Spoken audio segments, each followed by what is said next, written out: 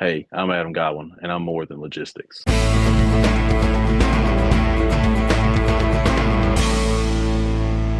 right, welcome to the EMS Wizard podcast. I have went all the way down to Smithfield, North Carolina, and drug the EMS assistant chief, Adam Godwin. A lot of y'all know him already because he helps us teach logistics for our EMS officer program. But we said, we really haven't had a logistical conversation. And oddly enough, Adam does logistics, but he's taken on a new role of operations as well. But we're going to talk a little bit about logistics, I believe, and we're going to take it wherever you want to lead it, Adam. But welcome to the show. Hey, man, thanks for having me. Um, Logistics became a real thing for me during COVID, and not because COVID happened. It's because that's when I first took on a logistics manager type role. So that's when I really got to learn what that was about. One of those 1 year pins that John has where he ran logistics. Honestly, that one was more like an 8-year pin, but there were 8 1-year pins, as Antoine Brown would say. Um, Yeah. and but I did spend some time doing logistics enough to know that it is very challenging. Not my favorite thing to do, not my wheelhouse. And then I got to hear a little bit about you talking about it, and I was like, wow, um, you know, there's somebody that actually knows how to do the logistic stuff. So I don't think you grew up running around in the backyard making siren noises, hoping to be a logistics person one day. So tell us a little bit first, Adam, about your background, where you came from, and we're just going to run with questions and probably interrupt you quite a lot to say things. Okay. Yeah. Somewhere around late teens, early 20s, I was stumbling around trying to figure out what I was going to do with my adult life, and I found EMS um, and fell in love with it, and decided that I wanted to make it a career. And I spent some time at private agency working EMS, and then Johnston County was up and coming and growing, and I jumped on board there and spent some time there, and never really even then had any anticipation of getting into any kind of logistics role. It was always, wanted to be a paramedic and wanted to be a supervisor. And I did all that and did the battalion chief thing. And after battalion chief, I was looking at ops chief, and the opportunity presented itself to promote into an assistant chief role, but overseeing logistics instead. And that was kind of I had to pause for a moment and say, I do want to promote, and what are my opportunities here? But I saw an opportunity to have an impact, and so I jumped in and took it on, and I enjoyed what I was doing in logistics. So what some people might not even know when we're just talking that logistics life, and you and I have been on the road talking about it to some folks. John's lived that life for 8 1 years or something like that, which sounds like 8 years. And so what is, if you're making that gross split up between logistics ops, and some agencies have training or QA medical, whatever. What is logistics doing? What are you doing as that logistics chief? Yeah, well, if I've learned through us teaching these classes and being around different agencies in the state that it looks different depending on where you are. For some agencies, it's very much just revolved around medical supplies and medical equipment, and distributing those things out, and then some agencies have a little bit more of a robust logistics section. So whereas logistics for Johnston County, we oversee all of the vehicles, maintenance and PM, repairs. We do a lot of the ordering of vehicles and upfitting, and building and ground stuff. Some places aren't responsible for that, but we do a lot of our facility stuff. We do have a county facilities office, but the minor stuff, planning for improvements and stuff like that. I know we've talked about this and joked a lot, but EMS people break a lot of toilet seats. So you know we Weird. we, we have people that take care of that stuff too. Uh, I, but I want to take a little bit of what you said a minute ago. A lot of folks I know, they get to the point that you're at, and if it's not something they want to do, they sort of like, yeah, that ain't what I'm about. I really don't want to do it. You took a different Correct. approach. You said, hey, I want this thing, so I really don't know what logistics is, so I'm going to do it. I'm going to make it my thing, so much that you look like a natural at it as somebody that came along and said, this is how logistics should be, but that's not what happened. Tell me, or tell us about how you stepped into a logistics role, how you viewed it, and maybe what you found, and then what you changed to make it what it is today. Okay. Yeah. So I think so. I've been fortunate enough at working at Johnston County through the different phases, I guess, of logistics. It's gone through a couple of different life cycles, and it's looked different.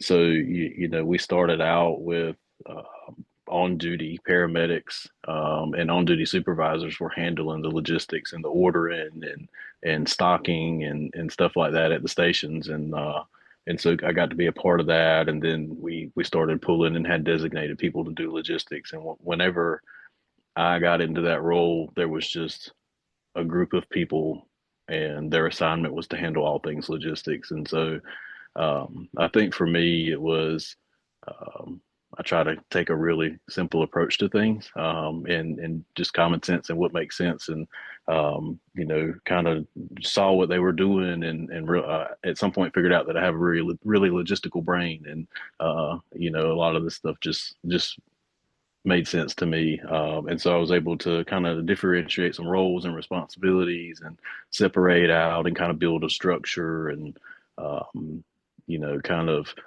bring some organization to the operation of logistics. And at the end of the day, logistics is there to serve the people that are out there on the truck and make sure they have the things that they need. And so just finding the most efficient way to make that happen. Um, you know. I remember hearing a question about that one time where somebody was asking, Adam, you may have heard the same question, does logistics drive the operations, or does operations drive logistics? And I think to kind of take that and start to combine that, where you said, hey, to me, this didn't make sense, in where you tell the story when we teach, or maybe it's just when we're hanging out at the Waffle House or Starbucks because you're bougie. You tell the story about how when you took over as logistics, what was the cycle? Was it like Monday mornings, or it was a weird time when you guys did your station inventories and fill and all of that. You talk Yeah. about that for a second? Yeah, so yeah, that's probably one of the first things, and I kind of had exposure from being on the truck and operating from the field side of that operation of doing our weekly supply orders, and even on that side, it didn't feel like it just made the most sense. But one of the first things that I think coming in pretty soon on what I changed was, we were doing supply orders on Sunday morning, and so the crews would. Um, or on Sunday they would fill out their supply orders, and then Monday morning when the logistics staff came in, they would go through, fill those orders, and deliver them. And then so they would get delivered Monday or Tuesday. And as the week goes on, when it came Friday, Saturday, and Sunday, those were the days at the end of that order period where where we were most likely running out of stuff. And so when they were actually running out of supplies or needing to submit requisitions was at the end of the week or weekend when there was nobody there to fill them. And so, right off the bat, I'm like, this doesn't make sense. Like the way that time frame and us ordering supplies, they were showing up the same day that we were filling orders, and we just took and moved that to Wednesday. So that the crews are filling or submitting supply orders on Wednesday, and they're getting delivered Wednesday or Thursday. It gives them Friday to make sure they got everything they need, and we send out anything that may have been missing from the order, and then over the weekend these crews are good. They have everything they need. In the end of the cycle where they may run out of something before it's time for the next order is Monday or Tuesday or Wednesday when we're all back at work and able to take care of it. So that was just one of the things that, simple change, moved it a couple of days, but it really had a big impact on the staff that's out there, running calls and making sure they had the supplies they need. And it balanced out the workload for the logistics staff so that they weren't overloaded on Monday, and then Friday at the end of the week, they were kind of stagnant, I guess. That's that little thing that probably makes a difference in the department's morale, because it's Saturday. Of course, we don't have this stuff, and so where people might not think that logistics, that piece can affect the morale of the agency. Yeah.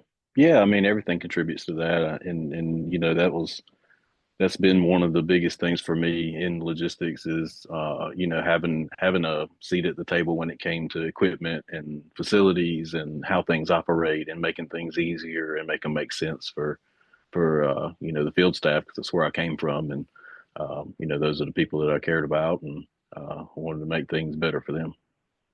Do you find logistics sort of bleeds over into training, compliance? I mean, or is it sort of its separate thing? We sort of linked it to operations, but I also see a thing to where I've almost changed my thought process to be logistics should be the starting point, not a middle point to supply. But if you're going to buy a different monitor or a different battery, or you're changing anything, it really starts with logistics to say, hey, this is what it's going to cost to upfit. This is the manufacturer's recommendations. And so, hey, training, we need you to train these things in what you're doing with your protocol. Ops, we need it utilized in this way and not in this one. And compliance, what are you doing when they're not doing the things they're supposed to do? How does that fall?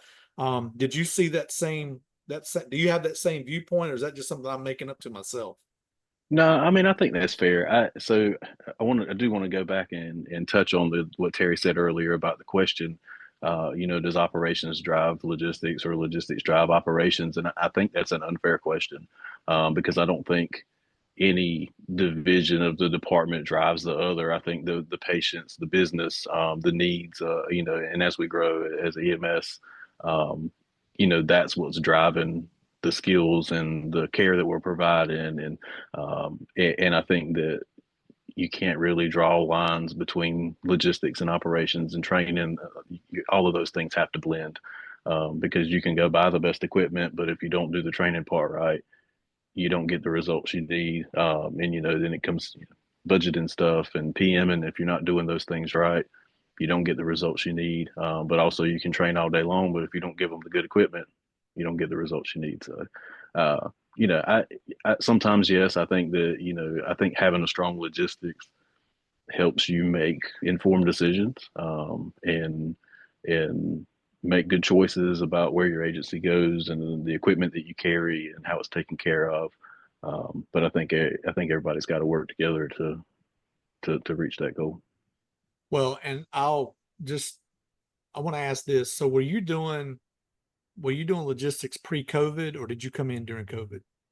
I dabbled in it, so I had some responsibilities. They weren't, I wasn't assigned to it, but it was middle of COVID, when I actually transitioned into my role and actually started So full that's time where I doing hear logistics. the most, logistical, I guess, concerns and stuff. And so I think to Terry's point, this Yeah, is probably where one drove the other.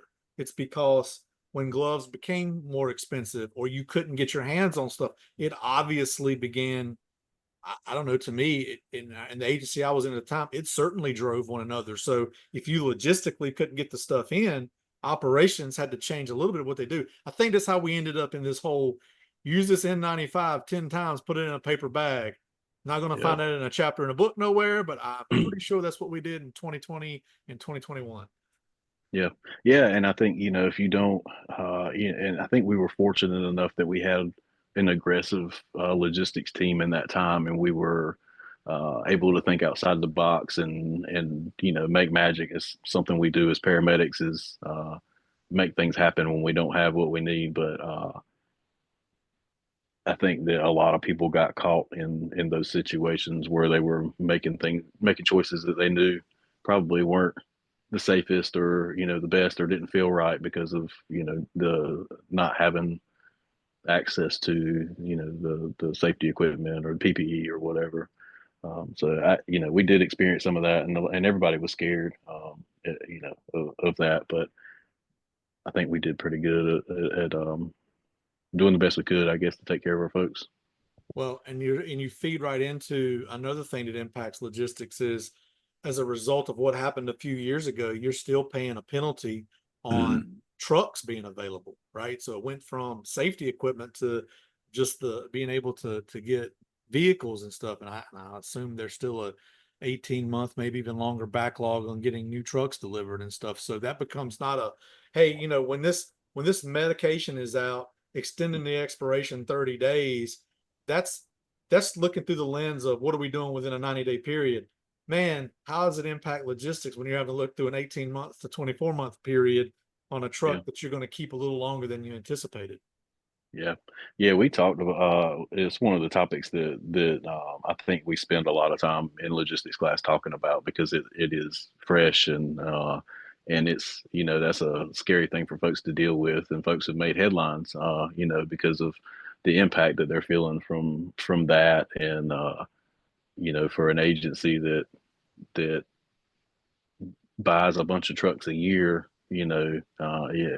it's probably even scarier to know that it may be 3 years before I get trucks and I need to buy 8, 10 a year.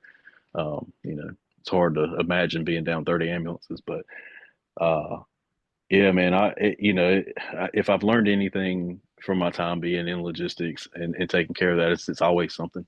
And you have to plan, and you can have all the plans you want, and there's always going to be something new that comes up. The most recent one, when Western North Carolina took the hit that they took, we're still feeling the effects on normal saline and ringers and stuff. Right. From the impact there. I think every year Epi goes on back order for 6 months. It's just there's always those challenges. So it's nothing's ever smooth in that world. So if you had to pull out your magic 8 ball, let me just, and it's probably unfair to you because we haven't talked about this ahead of time. But I was in a coalition meeting, healthcare coalition meeting, and they had somebody who was presenting a product, and that person was talking about what was it? Oh, the tariffs and how tariffs could affect back orders and that type of thing. Do you think that's in that logistics world, sometimes we have to worry about somebody creating that panic, or at the end of the day they have their own product to sell. But how realistic do you think that is? I mean, I know you look pretty close at that stuff.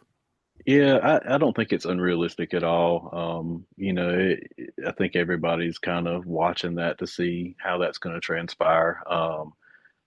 Even though a lot of our pharmaceutical stuff may be packaged and distributed within the country, it doesn't mean that the bags that they put the saline in or something isn't ordered from outside the country. And so,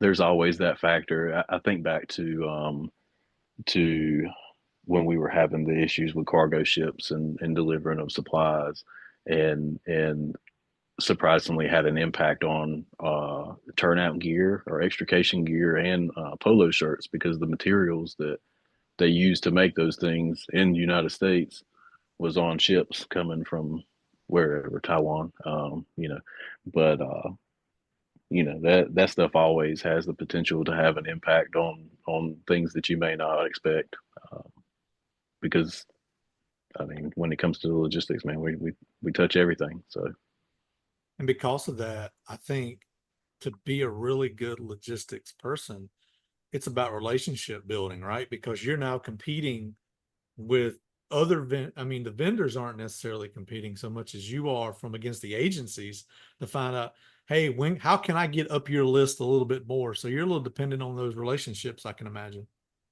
yeah, and sometimes that helps you out, and sometimes if ain't nothing they can do, there ain't nothing they can do. But we talk a lot about vendor relationships when we teach these logistics classes, because it is so important. And there's vendors out there that I've had great relationships with, and it's paid out tenfold in my favor. If you have a good vendor, they usually can give you a heads up that things are coming or back orders are coming, or they keep up with the news with all the companies they do business with. But having good relationships with the people that you do business with, it helps out in those situations when back order, but it helps make sure you're getting quality product and that you're being taken care of after the sale. And there's so much that goes into, that relationship. So let me take that relationship piece and shift it a little bit. And so let's say you and I have we've met at a conference, and I'm a chief of an agency, and I'm calling you up one day and I say, hey Adam, I have which I think what you already said, my agency started out, there was a person who ran shift, the C shift captain took care of medical supplies. Hey, I'm trying to figure out if I'm in a spot for my agency. Do we need somebody full time to do it? What might be that advice if I were that agency head saying I need somebody I'm trying to figure this out, because other folks might be thinking, I don't know, do I need somebody to do this part time, 20 hours, 40 hours? You've got, I jokingly say, 38 people that work for you doing logistics. You've got a dozen or 18 folks. So what advice would you give? I think that if you're questioning it, that there's probably a strong likelihood that you do need it. If you're even questioning if that's possible, I think that if you don't have one, you need to be planning to at some point. Especially if your agency's growing, I think it's probably fair that some agencies maybe don't necessarily need that. I know we've met people from agencies that run one station and maybe have two ambulances, and maybe their operation is a little bit more manageable by somebody that that isn't completely dedicated to logistics. But I don't know where that line is where things start getting busy enough that you need that. But for us, just there's been so much benefit from building that team out, and the more that we've started giving to the logistics team to take care of, the more stuff that we've realized that um, we could be doing better, or we could be taking care of better, or we could be managing better. And so it's been a constant road to improving the way that we operate logistically and how we maintain equipment and the records that we're keeping, and just our planning for the future, and having capital plans and testing equipment, making sure we're getting the best price on products. There's a lot of behind the scenes work that goes into that stuff. And I think that if you've got an agency that's got a couple trucks and a couple stations, and it might be worth your money and your time to put somebody in a position like that, because they may end up saving you enough to cover the salary. Have you separated technology from logistics, or is technology a part of logistics? Both. Well, so it can't be separate, because everything equipment wise now is coming with technology built into it. And so we do have a dedicated technology person that started working with us, and so our logistics team serves emergency services. So we do take care of some emergency management, some fire marshal stuff, vehicles, and equipment. And so this technology person is assigned to all three divisions, but they work really closely with the logistics team, and the mission that we have, and the equipment that we're taking care of. And he's still he's got exposed to most stuff. We still got a couple of things that we're working on getting around to getting him involved in. But there's just so much technology now with the monitors and transmitting, and we've got cradle points, and you talk about your navigation and your CAD system, and radios are coming with technology. Even the stretchers are coming with Wi-Fi on them now. So yeah, as all that continues to happen, I think there's going to be even more of a need to have somebody that can focus on that technology stuff. So as you've advanced in your career, so starting in that ops, taking that side journey, that side quest into logistics, and where I jokingly said on the phone with you earlier, hey man, you've been back in ops for 20 minutes, 12 minutes, whatever. Oh, what lessons do you think that you bring from that logistics world as you've transitioned from doing just logistics to, well, now you're wearing two hats, and as somebody who wears big cowboy hats, I know how difficult that can be. What are some of the lessons you bring from that logistics life back to that ops life? Um, Man, I'll tell you, I think the biggest benefit was going into logistics and kind of getting a different perspective, and seeing things from a different angle. Um, I think I'm coming back into the operations world now, and I feel like I have a more broad perspective. And I spent my time in logistics making sure that we were serving the employees that were out there running the calls, and so I get to do that in a different capacity now. Um, but I learned a lot about them. I'm a big fan of surveys, so we put a bunch of surveys out, and I've tried to get them nice equipment and uniform, like all the things. You want to give them all the nice things so that they can go out there and look the part and represent you well. And so, I'm excited about coming back into the operations world and and seeing what kind of impact I can have there. Um, but man, I don't know. I don't know. I just think this is the perspective is really the biggest thing for me. I was able to kind of step away from the operations from a while and take a breath and do something different. And so I guess I get to come back into it with plenty of experience, but fresh mind and different perspective. And yeah, I don't know. We'll see where that takes us. Still kind of new. So right now, like I told you, I'm 42 days in. So I'm still.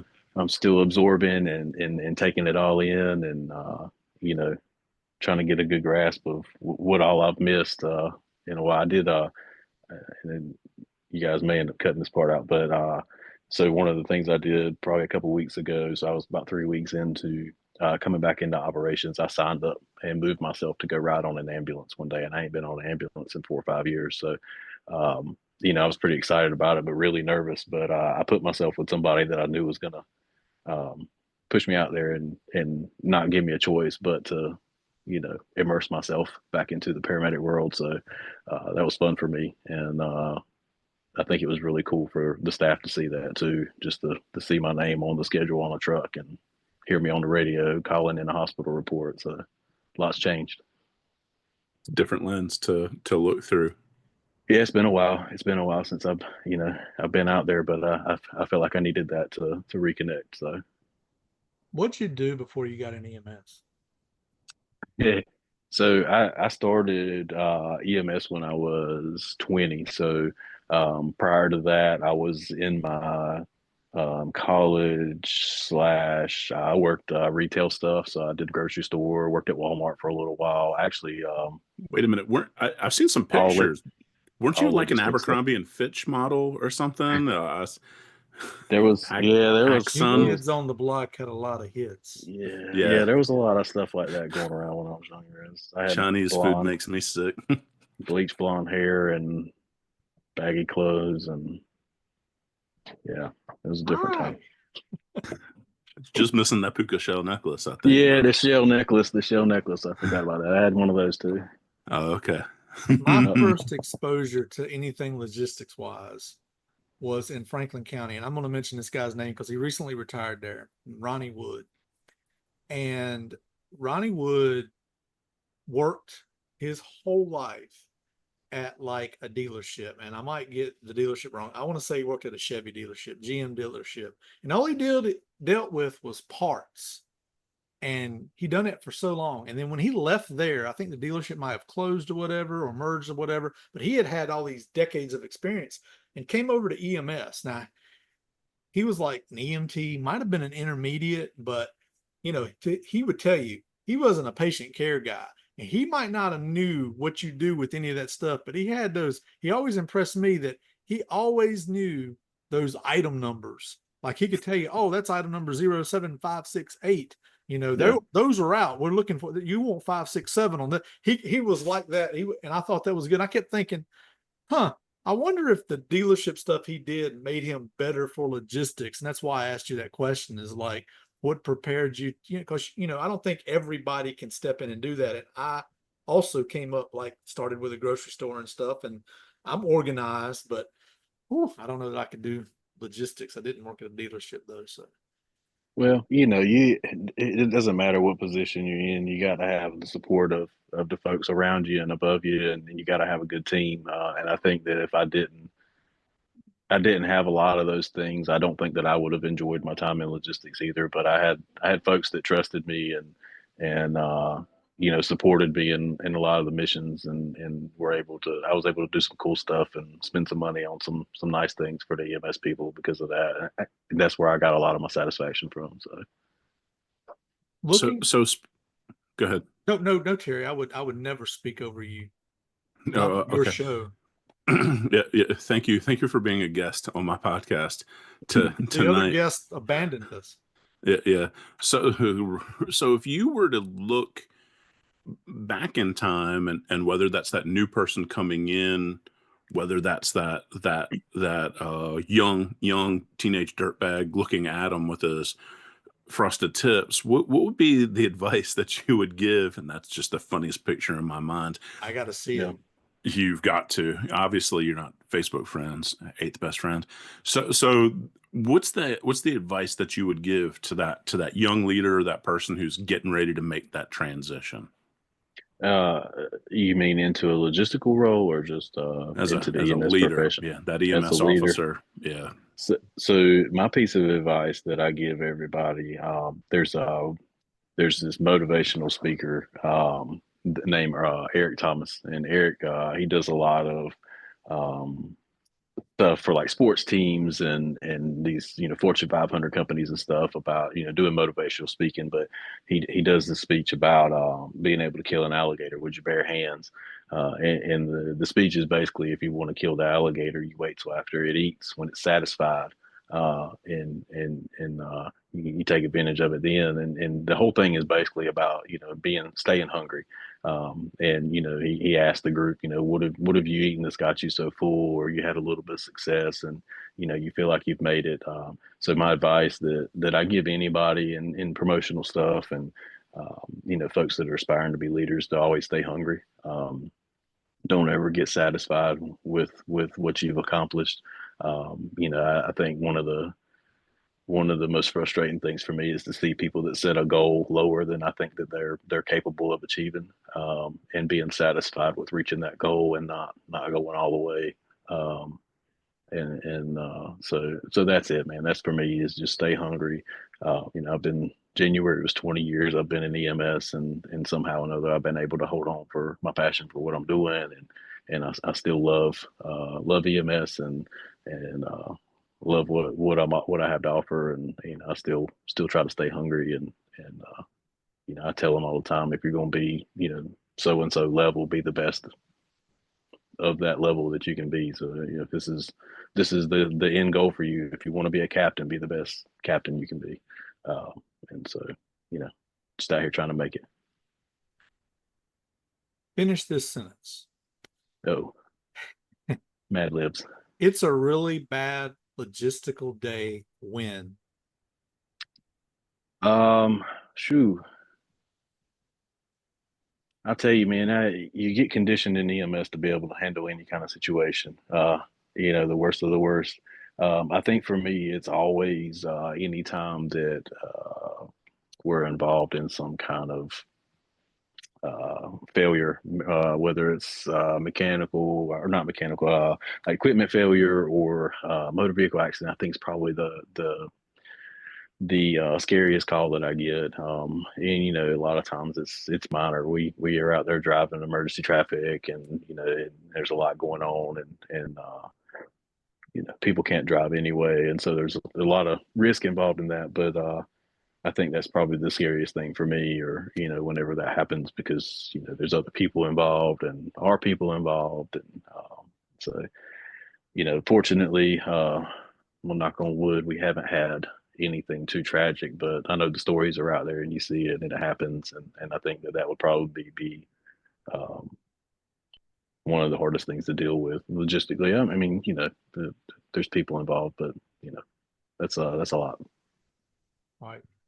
I can deal with the back orders and the delays and all that. That's that's all So, easy. so Adam, when we're going through a lot, I find one of the amazing things. Our time this episode is starting to draw towards the end, and sometimes I would say having a best friend really helps in those tough times. So who's Adam's best friend? You're my eighth best friend.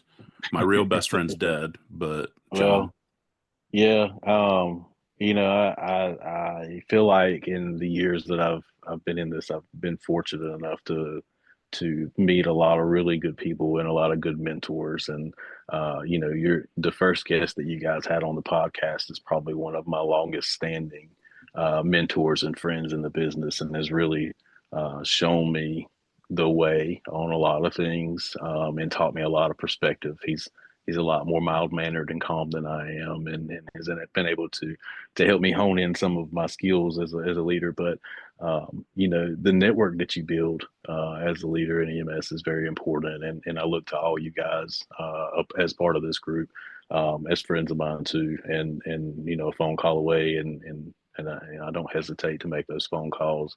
I made some really good friends, going to administrator conferences and being a part of the Wizard Group and teaching, and I've met some great people, and those relationships are important if you're going to be successful, because uh, you need people to lean on and to get advice from and say, hey, doing?